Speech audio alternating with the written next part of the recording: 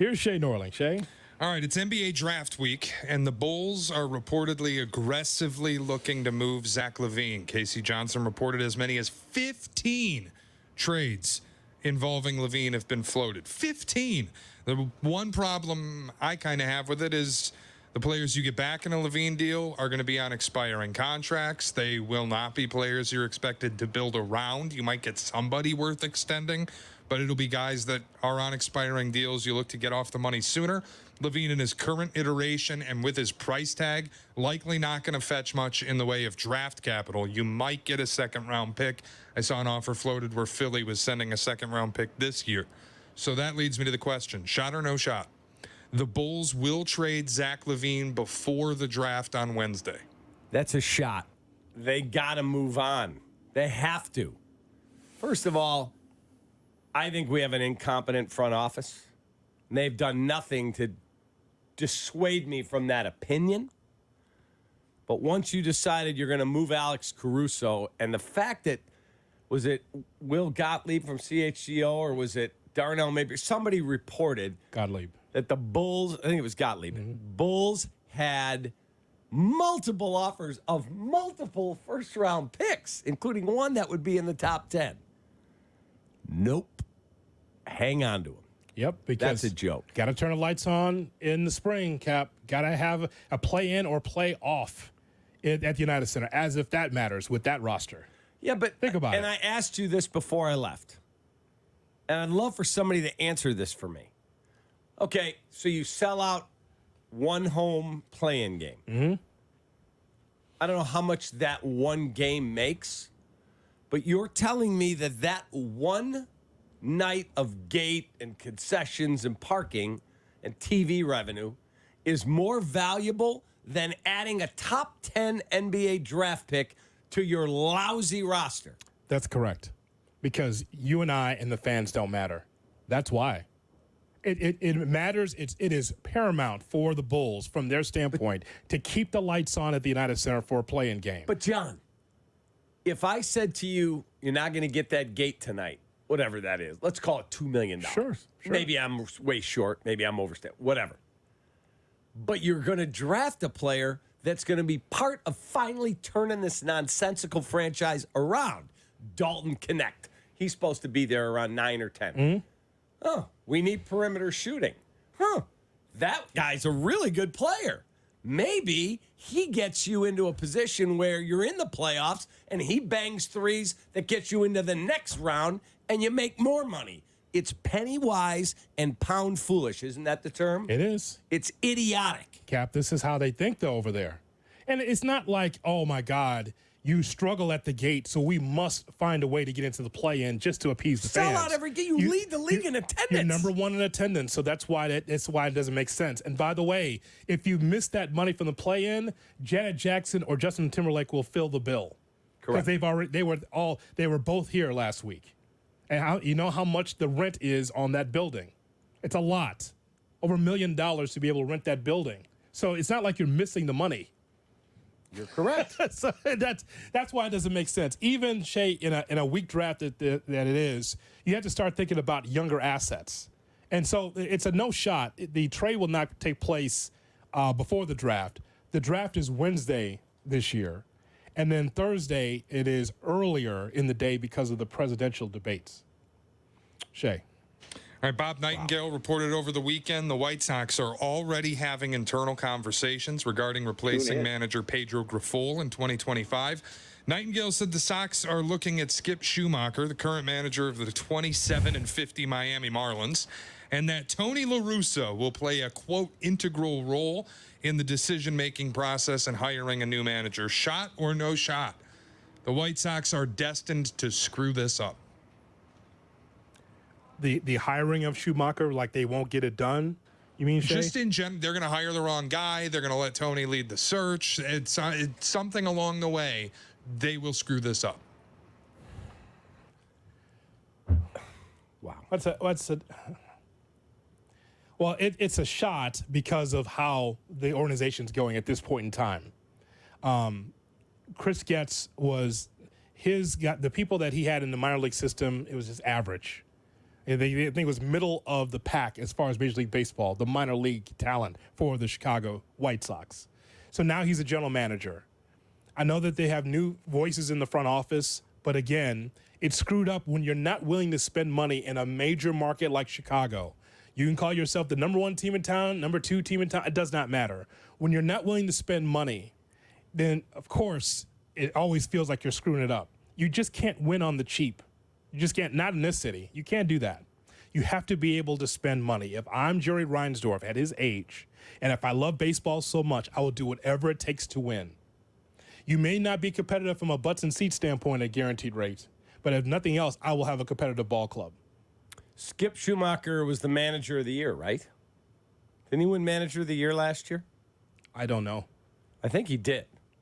He's a good baseball man. He did win manager of the year. Yeah, he's a really good baseball man. My question is, That's not the answer. He's out of contract. He's going to be a free agent, like Counsell was last winter. Why would Skip Schumacher take this job? Money. But how much would he get paid? Hold on a second. Money. Yeah. The Cubs paid $8 million a year for Craig Counsell. Mm-hmm. Now, maybe Skip Schumacher doesn't have the 10-year resume that Craig does. I can promise you someone out there who needs a manager will pay more than the White Sox. The Sox are not paying $5 and $6 million for a manager. And I hear he's a really good baseball man. The hope is that Schumacher has a really good agent for him to understand that if you went from Miami to the White Sox, it's a lateral move. Correct. And by the way, I'm not trying to compare market size. I'm just talking about way that you run your ball Level club. of commitment to winning. Yeah, it's the same.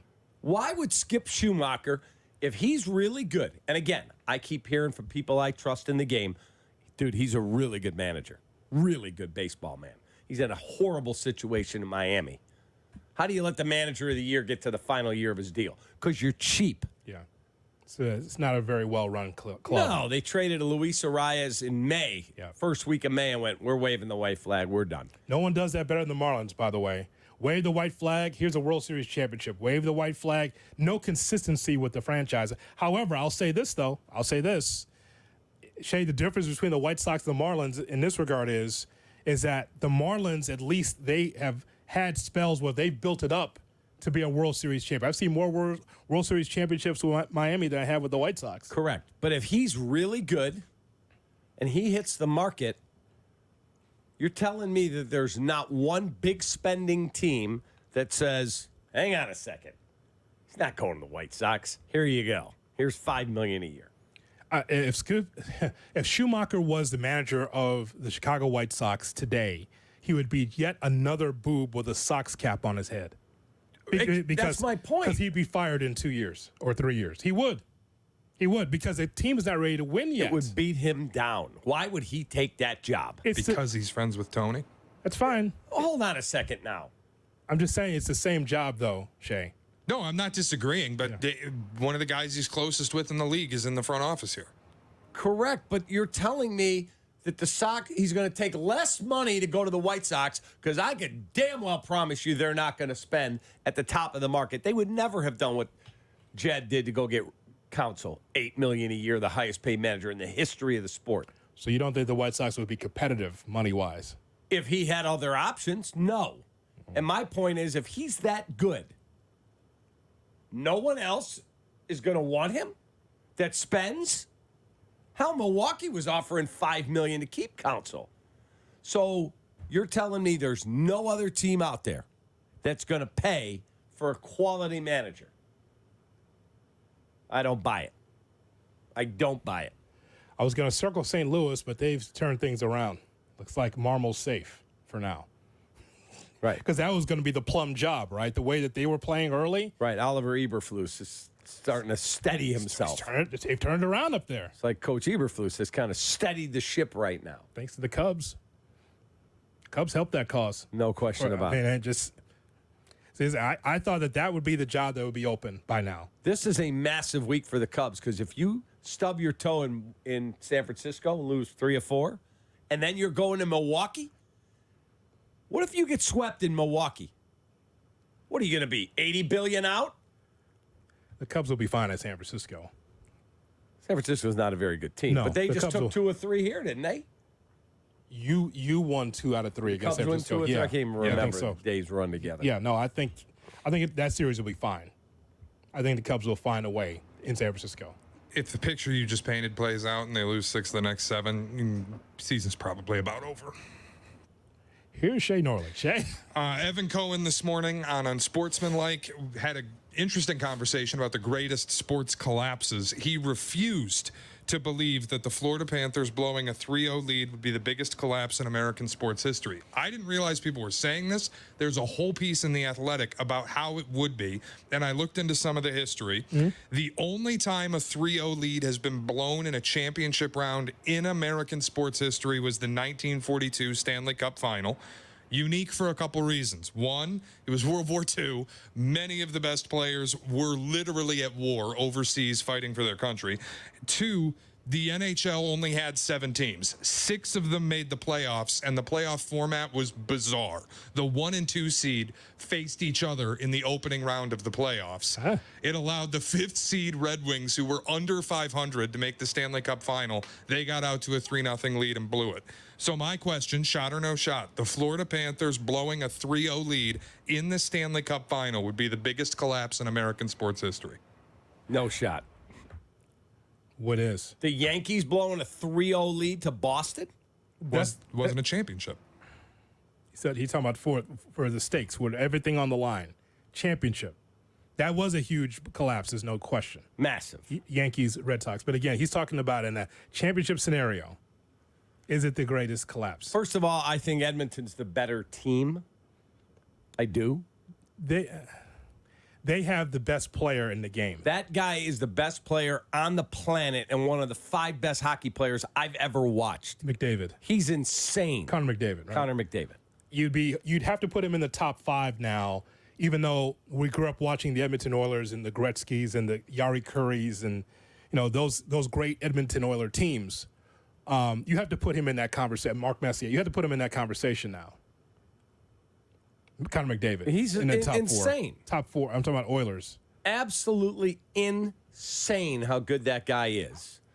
I'd have to go back and really research all the great collapses in championship round history.